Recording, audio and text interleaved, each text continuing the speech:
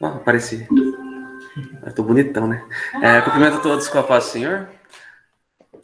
Muito bom, né? Tá aqui a primeira vez que eu prego nesse formato para a igreja, né? As outras vezes eu consegui dar uns migué e trazer uns pregadores de fora, mas agora estamos aí, né? Hoje, assim, eu já começo pedindo perdão para o Jonas, porque, assim, eu dividi essa mensagem em duas, né? E a segunda parte eu já falei, acho que umas duas vezes, né? Uma no culto de jovens e a outra na reunião de oração dos anciãos de sexta-feira, né?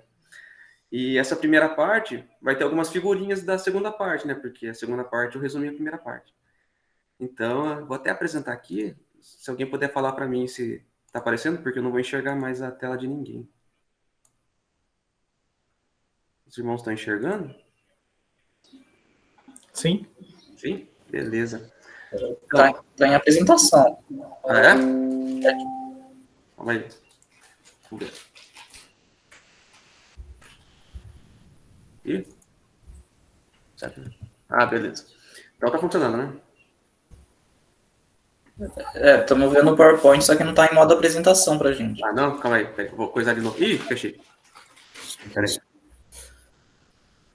Agora estão vendo? Tá o PowerPoint. Calma. Tá em modo apresentação, tipo, você tá conectado na TV, né? Aí, agora foi? Beleza. Então tá. O tema dessa mensagem é por que sofremos, né? E essa é a parte 1. E queria falar um pouco sobre o livro de Jó, que é o livro mais antigo da Bíblia, né? Mas esse tema é bem atual, né? Porque a gente sempre sofre, né? Querendo ou não, uma hora da sua vida você vai passar por sofrimento, né? E o livro de Jó ajuda a gente a entender, né? O porquê desse sofrimento na nossa vida, né? E a gente começa com 3 premissas, né? Básicas. A primeira é que Deus é soberano. A segunda é que Deus é bom. E a terceira é que o mal existe. Quando você olha assim, parece que não tem como, né? As 3 serem verdadeiras, né? Porque você pode pensar, se Deus é soberano e o mal existe, então quer dizer que Deus não é bom. Ou você pode pensar, se Deus é bom e o mal existe, então Deus não é soberano, né? Por que um Deus bom ia criar o mal, né? E daí a gente cai naquela discussão se realmente, né, Deus criou o mal ou não. E a verdade é que Deus não criou o mal. Deus, ele criou as coisas, tudo que ele fez era muito bom. Só que assim como a gente não cria a ferrugem, né? Tipo, você tem um ferro, mas a ferrugem aparece através da oxidação, o mal também acabou aparecendo. E acabou aparecendo porque nós, seres humanos, decidimos, né, pecar, né? Com pecado, né, veio tudo que tem de ruim na nossa vida, né? Assim, na verdade, o mal já existia antes, né? Porque o diabo já existia antes, né? Então, quando Lúcifer virou Satanás, né? Caiu lá, né? E levou 1/3 dos anjos, o mal passou a existir, né? E não é porque o mal existe que Deus deixa de ser soberano e que Deus deixa de ser bom. Deus continua sendo bom e continua sendo soberano, mesmo o mal existindo, né? E o livro de Jó, ele mostra pra gente que Deus envia sofrimento para os filhos dele, né? Somos nós. E que faz para glorificar o nome dele, né? E que Deus não é mau e continua sendo soberano, ao permitir que isso não alcance a gente, né? Então, quer dizer, a gente sempre acaba aprendendo alguma coisa, né? Através do sofrimento. Ou simplesmente sofremos, né? E a gente vê aqui, o Jó, né? Ele morava numa terra chamada de Uz. E esse aqui é o Jó. Ele tinha uma esposa. Ele tinha 7 filhos. E ele tinha 3 filhas. O Jó, então, ele era um cara, né? Que ele tinha bastante filhos, né? Ele tinha uma família feliz, tudo. E ele também, ele tinha muitas coisas, né? Ele era um cara rico, né? Ele tinha muitas ovelhas, ele tinha muitos camelos, ele tinha muitos... Você encontrou medalha, né? Mas a Bíblia fala que é camelo. Tinha muitas vacas e ele tinha muitos jumentos, né? Se quiser saber o número exato, só você ler o livro de Jó lá que tá falando certinho, né? O quanto que ele tinha de cada coisa. E ele também tinha muitos trabalhadores, né? Muitas pessoas trabalhavam para ele. E o Jó, ele era um cara muito bom, assim, né? E ele tinha os filhos, né? Tinha 7 filhos, 3 filhas. E cada final de semana, né? Cada vez, um filho dava um banquete, né? Um churrascão. Então você imagina, né? Não sei se vocês têm irmãos ou não, né? Mas imagina, cada final de semana, junta tudo na casa de um irmão e faz um churrascão. Daí depois junta na casa do outro, na outra semana, e faz um churrascão. E toda vez que eles faziam esse ciclo de festas, o Jó falava, né? Purificava os filhos dele. Então ele ia e sacrificava, né? Coisas a Deus para que, se caso algum dos filhos tivesse blasfemado o pecado contra Deus, eles fossem perdoados. Então, beleza, a gente tem aqui as características de Jó, né?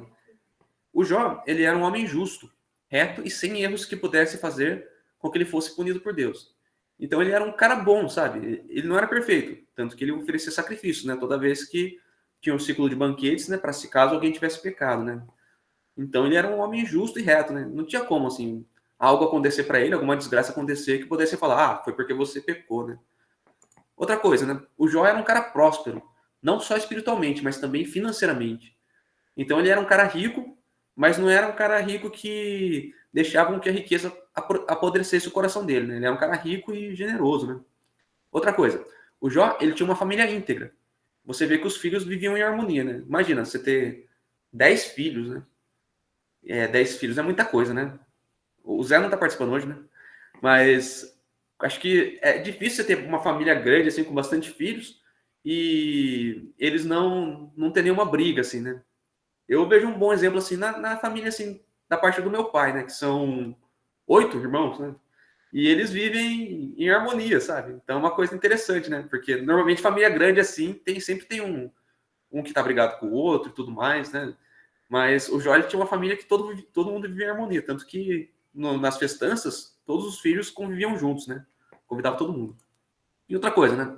O Jó era um homem espiritual, até mesmo pastoral.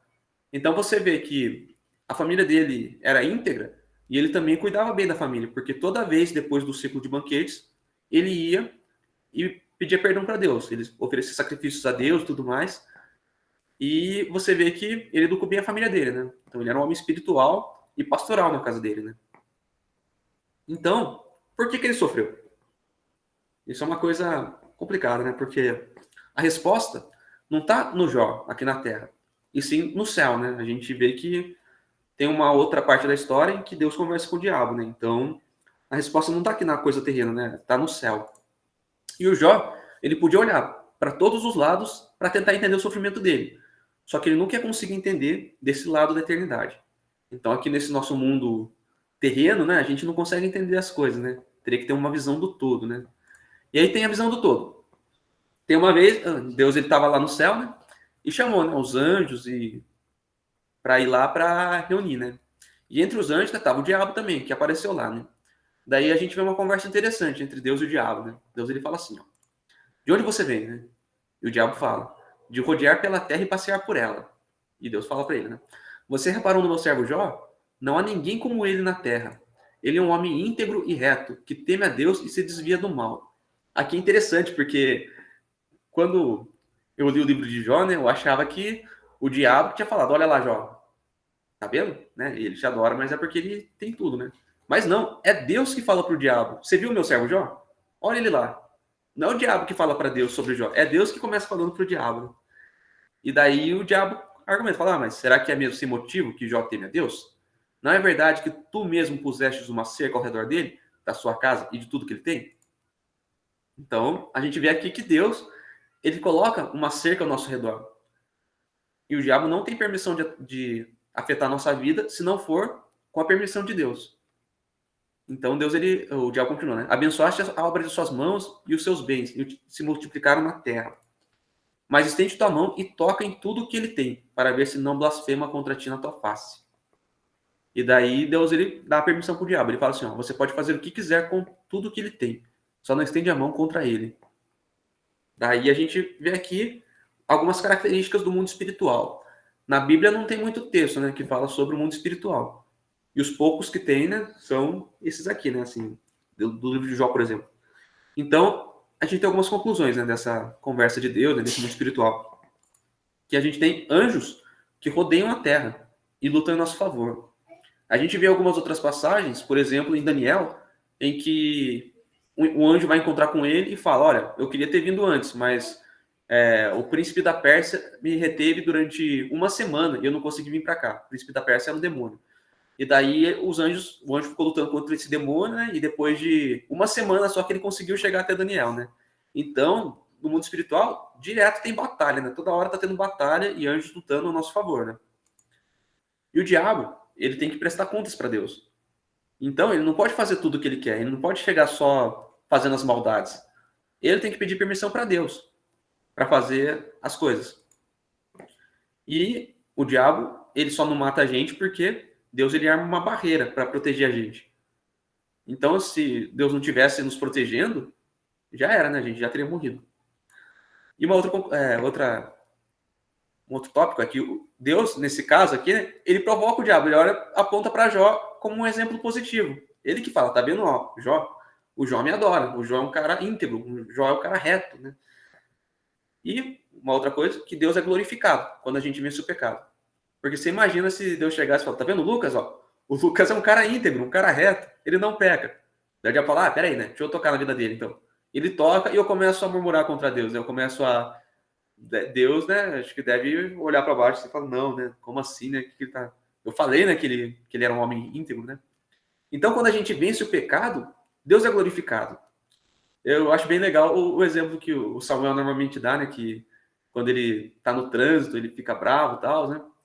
Toda vez, né, imagina Deus falando assim pro diabo, né? Não, porque o Samuel é um homem íntegro, né? No trânsito, hoje, se você tentar a vida dele, ele não vai xingar o outro motorista.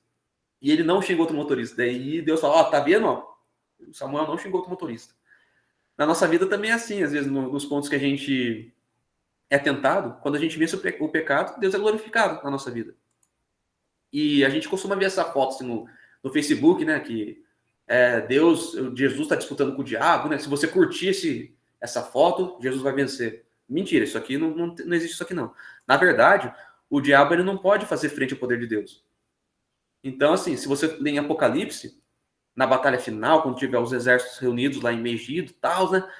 Jesus vai chegar e vai acabar, não vai ter luta, né? Jesus vai chegar, pá, já era, o diabo perde. Então, não tem um poder equivalente entre Deus e o diabo, né? O poder de Deus é muito superior ao poder do diabo, né? Não tem nem comparação. Então, beleza? Daí começa a desgraça, né? Que daí começa o sofrimento de Jó. Tinha um dia que tava lá os filhos e as filhas reunidos, né, no banquete, e daí tava o Jó e chegou um mensageiro. Ele chega e fala, cara, os sabeus chegaram e mataram todos os seus empregados, roubaram seus jumentos e suas vacas. Daí esse cara ainda tava falando, né, esse primeiro mensageiro, chegou um outro mensageiro, falou, fogo de Deus caiu do céu e matou todas as suas ovelhas e os seus empregados. Daí esse ainda tava falando, o Jó ainda tava, tipo, analisando tudo assim, né, tentando digerir, chegou um terceiro e falou assim, não sei quem que era esse povo aí, os vikings, eles chegaram e invadiram tudo, dividiram em 2 grupos, mataram todos os seus empregados e roubaram todos os seus camelos. E daí você ainda estava falando, chegou um quarto e falou, cara, seus filhos estavam tudo reunidos lá no banquete, daí chegou um vento forte que veio do deserto e caiu tudo e matou todo mundo, cara. Você imagina, o Jó estava lá de boa e em um momento ele perdeu tudo. Perdeu os bens, perdeu os filhos, perdeu tudo, né? E sem digerir nada, né? Aconteceu um monte de desgraça ao mesmo tempo com ele, né? E daí o Jó, ele... Ó, que legal. Você vê que ele tava com o cabelo aqui, ele raspou a cabeça e falou, né? Uma coisa que, assim, eu acho que dificilmente alguém falaria, né? Porque, né, imagina tanto desgraça. Ele falou assim, ó, saí nu do ventre da minha mãe e nu partirei.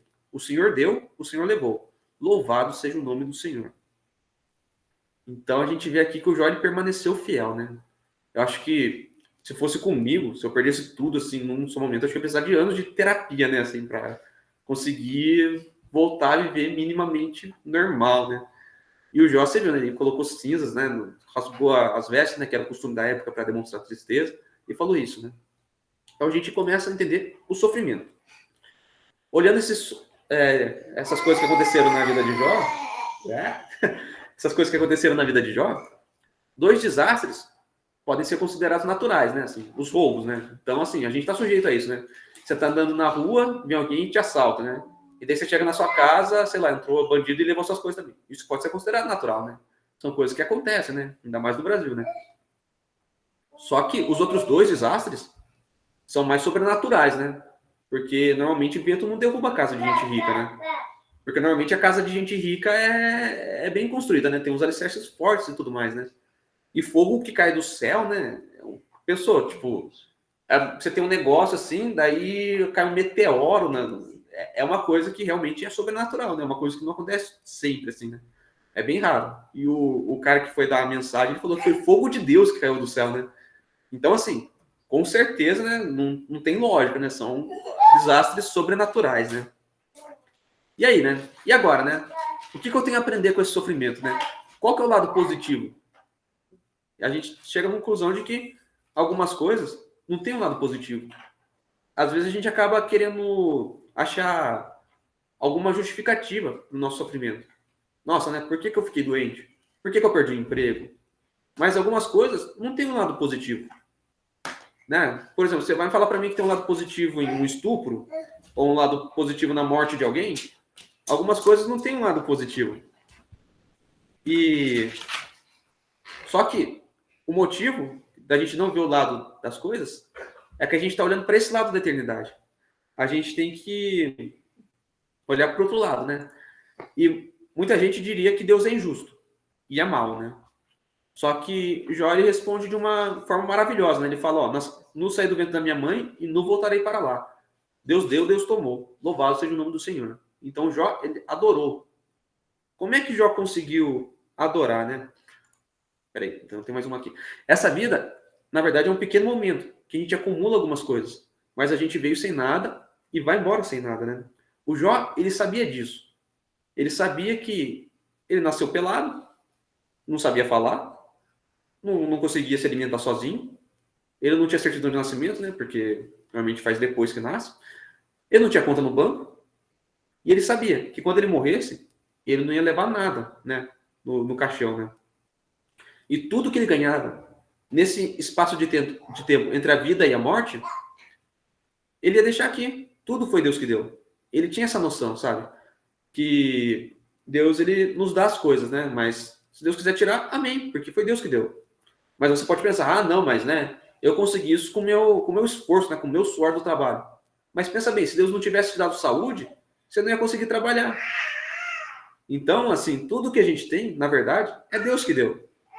Tem até uma analogia, né, que eu usei no culto de jovens, mas dá para usar, vou pensar em outra aqui agora. Por exemplo, se o meu pai me emprestasse um carro, ele ia falar, Tó, Lucas, tá aqui, né, pode usar. E daí eu vou usando o carro, e de repente chega um dia que meu pai fala, ô Lucas, estou precisando do carro. O que eu faço? Eu devolvo o carro, né, porque o carro é dele, não é meu. Com Deus é a mesma coisa. Deus, ele nos deu tudo que a gente tem. Se algum dia Deus chegar para a gente e falar, olha, Lucas, agora, né, eu te dei, agora eu vou pegar de volta. Eu posso reclamar? Não posso reclamar, porque tudo foi Deus que deu. Então, o Jó, ele era grato por tudo que Deus tinha dado para ele, né? E outra coisa, né? Jó, ele era um homem podre de rico, né? Ele era o cara mais rico daquela época. Só que ele não deixou que a riqueza apodrecesse o coração dele. Então, ele não ficou um cara soberbo, ele continuou sendo um cara fiel a Deus, né? E isso é uma coisa interessante, né? E daí Jó, ele consegue adorar num sofrimento tão intenso, porque ele sabia que tudo que ele tinha não era dele, era de Deus, pertencia ao Senhor, né? É meio difícil pra gente entender isso, né? Porque ninguém gosta de sofrer, né? E quando acontecem essas coisas com a gente, né? A gente acaba meio que ficando sem entender e acaba pecando por não entender, né? E murmurando, né? Só que o Jó, ele entendia que a vida toda dele era presente de Deus, era o que vinha de Deus. E que ele era sustentado por Deus. E que quando Deus quisesse tirar, Deus tire, amém, entendeu? Louvado seja o nome do Senhor. Muito obrigado por me deixar usar durante algum tempo, né? É difícil, né, isso aí. E daí fica uma reflexão, né, um questionamento para os irmãos, né? Será que nós somos gratos a Deus pelo tempo que Ele nos concede com aqueles que amamos? Né? É uma coisa que eu tenho agradecido a Deus. Quando eu fui para o Japão da primeira vez, eu orei assim para Deus. Eu falei, Deus, ó, eu estou indo para o Japão, mas não deixa que nada aconteça aqui com o pessoal que fica, porque quando eu voltar, eu quero aproveitar mais um tempo com esse pessoal aí, né? Com a minha família, tudo, né? Então, não deixa que nada de mal aconteça com o pessoal enquanto eu estou longe, né? E quase sempre eu oro para Deus agradecendo. Eu falo, Deus, muito obrigado, né? Porque pela vida que o Senhor me deu, né? E que o Senhor possa aumentar esse tempo de paz meu aqui na Terra, né? Que eu possa passar mais tempo nessa paz, né? E calmaria e tudo mais, né? E Jó, ele nos ensina que tudo bem sofrer, tudo bem chorar, tudo bem se lamentar. O que não é tudo bem é atribuir a culpa a Deus, é achar que Deus errou, que Deus te odeia. achar que o amor dele não está manifesto na sua vida, sabe? Muitas vezes acontece isso, as pessoas começam a ir na igreja, beleza, começam a ter um ensinamento e tudo mais, e quando começa a dar errado, eles culpam a Deus, achando que Deus não ama eles, que Deus odeia, que Deus está castigando de alguma forma. Mas a gente adoece, a gente sofre, pode chorar, tudo bem, né? Só que você tem que saber que Deus está cuidando de você, mesmo que você esteja sofrendo, sabe? É uma coisa que a gente tem que entender, né? Que Deus ele cuida da gente, mesmo no sofrimento. E tudo bem você sofrer e chorar. Pode dar uns 5 minutos, pode dar um piti, né? De vez em quando, e gritar, e chorar, né? E raspar a cabeça se quiser, sei lá, jogar cinza pro alto, né? Tudo bem, né? Pode chorar, não tem problema chorar. O que não tá tudo bem é você colocar a culpa em Deus. E o Jó, ele tá preocupado com a blasfêmia no tempo de bonança, né? Você lembra que o Jó oferecia sacrifícios a Deus, né? Pelos filhos. Esse Jó que é preocupado com a blasfêmia do tempo de bonança é o Deus que não blasfema na aprovação. Porque ele colhe os frutos na aprovação da fé que ele exerceu na bonança. Então, enquanto estava tudo bem, Jó ele tomava cuidado para não blasfemar contra Deus, né? Ele oferecia sacrifícios para pedir perdão pelos pecados dos filhos dele, né? E no tempo de provação, ele colhe esses frutos que ele exerceu no tempo de bonança, né? E a gente, às vezes, ouve as coisas na igreja, né? Que parece que é muito teórico, né? As mensagens todo domingo, quarta-feira e tudo mais, né? Mas essas coisas, né? Essas mensagens, nos ajudam a permanecer na fé. Nos ajuda a permanecer fiel a Deus quando chegar o sofrimento. Porque ele vai chegar. Infelizmente, nossa vida é isso, né?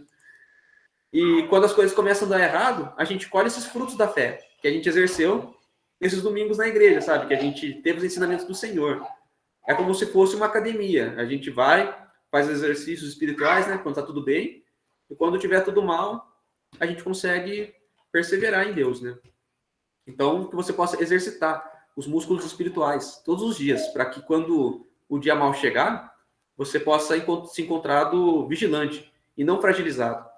Que esses tempos de culto, assim, que tudo tá indo bem na sua vida, que você possa aprender as coisas, sabe? E quando chegar o dia mal, você realmente não se encontrar fragilizado e blasfemar contra Deus, né? E Deus, ele coloca os filhos dele em sofrimento. Você pode achar injusto, né? Pode falar que para Deus é fácil, porque não é ele que está sofrendo, né? Só que a gente se esquece. Ó, vou ler aqui. Achar isso significa que acreditar que Deus está no céu sem se importar conosco. Só para receber glória é uma visão errada sobre quem Deus é. Na verdade, Deus ele também sofreu. Deus ele enviou o próprio Filho, mandou Jesus para sofrer. A gente tem um Deus que se coloca em sofrimento através de Jesus, sabe? Então, assim, é diferente. Deus que criou a regra. É a mesma coisa da lei da gravidade. Você não enxerga, né? Você pode até negar que a gravidade não existe, mas você recebe a influência da gravidade na sua vida. E Deus também é a mesma coisa. Ele criou uma regra. Mas ele mesmo deu exemplo. É a mesma coisa que você ter um chefe que só manda você fazer as coisas e você ter um líder que te mostra como fazer, entendeu? Sei lá, você não sabe fazer alguma coisa, a pessoa vai lá e te ensina. Deus fez a mesma coisa. A gente sofre, mas Deus também nos deu exemplo e sofreu por nós, sabe? Então, Satanás, ele se levantou contra Jesus muito mais do que se levantou contra Jó. E Jesus, ele sofreu muito mais do que Jó. Jesus, ele era íntegro e perfeito. Só que na cruz, ele passou pela separação do próprio Deus, levando o nosso pecado, né? E se Deus fez isso com o próprio Filho, por que não faria algo com a gente muito menor, né? E a conclusão é que a gente não pode amaldiçoar Deus quando estivermos em sofrimento. Porque ele esteve em nosso lugar, ele tomou sobre si nossos pecados para que a gente pudesse estar junto de Deus com a dívida paga, sabe? Então, a gente teve o exemplo de Jesus, né? E você pode não entender, né? Nossa, Deus, por que a gente está nessa pandemia, né? Muita gente perdeu o emprego, muita gente faleceu, ficou doente, né? E está com sequelas da Covid e tudo mais. Mas a gente não pode se esquecer de que Deus, ele sofre junto com a gente, sabe? Ele está nos vendo, ele nos ama, sabe? Ele não é um Deus que está longe, está distante. Ele não é só para tomar glória para si, né? Deus, ele nos deu o exemplo maior, morrendo por nós, né? E pagando pelos nossos pecados. Então, assim, às vezes, o nosso sofrimento não tem um motivo para a gente sofrer, sabe? Porque a gente não consegue entender desse lado aqui da eternidade. O tempo que a gente passa aqui, sei lá, 80, 100, né, 120 anos aqui, é muito pouco comparado com a eternidade. Tem muita coisa que a gente não entende, que a gente só entenderia se a gente estivesse lá, né, no céu, né, com Deus. E uma coisa interessante é que Jó, né, eu falei isso aqui também, acho que nas outras pregações, Jó, ele não tinha um livro de Jó para ele ler. Então ele não sabia como é que ia ser o final da história dele. A gente tem um livro de Jó, a gente pode saber o que aconteceu no final da história, né? É só você ler lá, são 42 capítulos. Mas a gente tem um livro de Jó. Só que você não tem o seu livro, né? Eu não tenho o livro, o meu livro, né? O livro de Lucas. Tem o livro de Lucas na Bíblia, mas não tem o meu livro de Lucas, da minha história. A gente não tem o livro de Renato, né? A gente não tem o livro de Simone, né? Pessoal, você poder abrir e falar, olha, dia 18 de julho, às 11 horas, eu vou estar terminando de ver a mensagem. Depois eu vou almoçar, né? Não tem um livro seu para você conseguir entender o que vai acontecer. Mas a gente entende com o livro de Jó que Deus, ele nos ama, Deus, ele deu tudo por nós e que às vezes a gente sofre. Só que a gente não pode amaldiçoar Deus pelo nosso sofrimento, né? Eu queria terminar a mensagem com um versículo, né? O Salmo 63, 3, que diz assim: porque tua graça é melhor do que a vida, e meus lábios te louvam. Né? Que você possa, apesar do sofrimento, permanecer fiel a Deus. Porque Deus, ele não desiste de você. Ele nunca dá uma prova maior do que você pode suportar, sabe? A Bíblia está falando isso. É que nem um carro. Quando está acabando o combustível, acende a luzinha lá, né? Que está acabando o combustível. Só que quando acende o combustível, às vezes a gente, na nossa vida, assim, a gente fala, nossa, Deus, não estou aguentando mais, né? É porque acendeu a luzinha, né? Só que quando acende aquela luzinha do combustível, você ainda consegue ir de Pinda até Taubaté dirigindo. Então, ainda tem um pouco para... Né, você ainda consegue aumentar mais um pouco. E que você possa, né, assim, permanecer fiel a Deus, não blasfemar contra o Senhor. Tudo bem sofrer, tudo bem chorar, mas não amaldiçoe a Deus, né? Que você permaneça fiel, porque Deus, ele nunca dá uma prova maior do que você pode suportar, né? Pode parecer difícil agora, né? Mas Deus, ele permanece fiel, permanece te amando, né?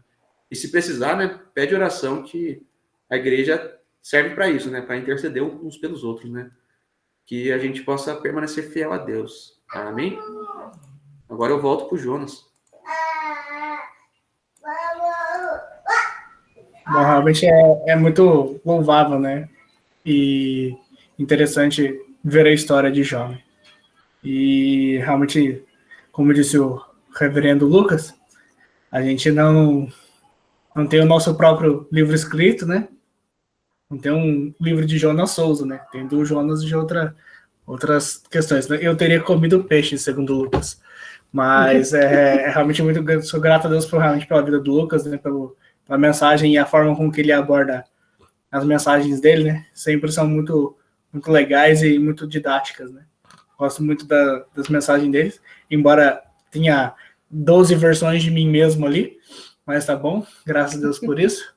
Realmente agradecer, né, a Deus, né? Que mesmo nos momentos ruins, né? A gente pode olhar para Deus e falar assim, nossa, Deus, o Senhor tem sido tão bom para mim, né? E que a gente não faça igual os amigos de Jó também, né? Quando a gente vê algum amigo sofrer, fala assim, você pecou, você fez isso, você fez aquilo, né? Mas que a gente possa ser assim como Jó, né? Olhar para Deus e falar assim que realmente, se Deus deu, Deus tirou, louvado seja o nome do Senhor, né? Que realmente a gente seja grato e seja compreensivo nesses momentos, né? Que a gente não venha a murmurar, não venha a reclamar com Deus, né? Embora a gente faça isso bastante, né? Mas que a gente não faça isso um hábito, né? Que a gente realmente aprenda a dar graças a Deus, né? Eu vou pedir pro tio Mário finalizar aí com a bênção e deixa Deus usar essa vida, irmão. Amém?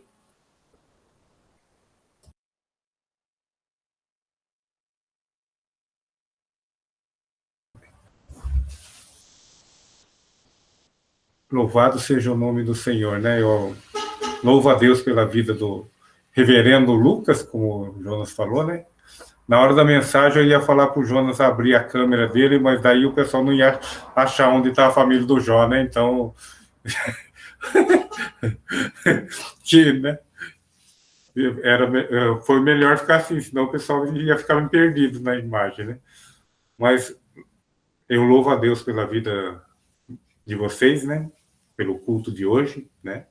E realmente que a gente não venha murmurar, né? No momento que nós tivemos que passar por provações, por lutas, mas que nós possamos louvar, adorar o Senhor. Amém, irmão? Vamos terminar com uma oração?